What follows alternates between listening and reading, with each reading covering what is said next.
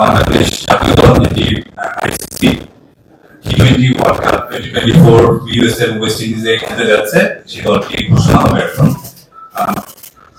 সাথে আছেন BCB national selection panel chairman Ashraf Hossain, national selection panel member Abdul Razzak এবং ন্যাশনাল প্যানেল মেম্বার হান্নান সরকার।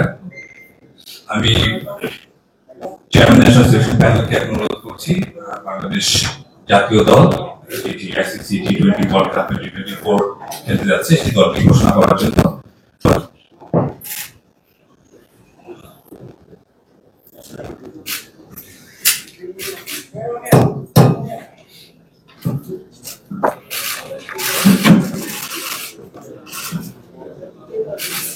বিসমিল্লাহির রহমানির রহিম। সবাইকে শুভ অপরাহ্ন।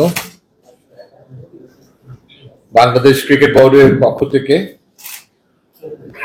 আমি বাংলাদেশ জাতীয় ক্রিকেট দলের নাম ঘোষণা করছি, যে দলটি টি-20 বিশ্বকাপে অংশগ্রহণ করতে যাচ্ছে 2024 সালে।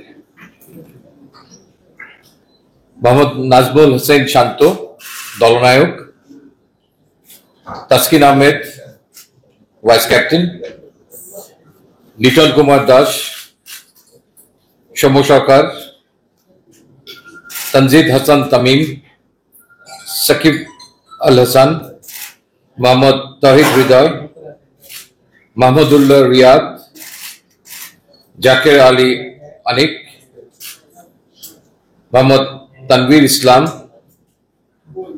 শেখ মাহাদি হাসান, মোহাম্মদ রিশাদ হোসেন, মোহাম্মদ মুস্তাফিজুর রহমান, মোহাম্মদ শরীফুল ইসলাম এবং তনজিম হাসান সাকিব।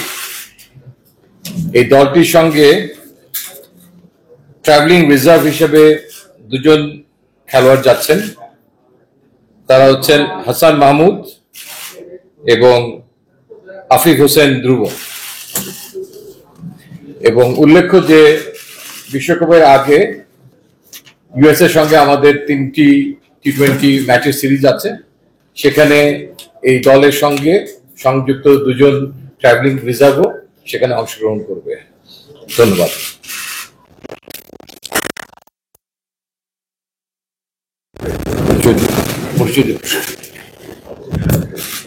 এটা গ্লোবাল টুর্নামেন্ট, এর আগে তো আমি কোন দল ঘোষণা করতে আসিনি। এটা বিসিবি সিদ্ধান্ত, বাংলাদেশ ক্রিকেট বোর্ড থেকে আমাদেরকে অবহিত করা হয়েছে যে তারা ক্যাপ্টেন এবং ভাইস ক্যাপ্টেন হিসাবে তাসকিন আহমেদকে নির্বাচিত করেছেন।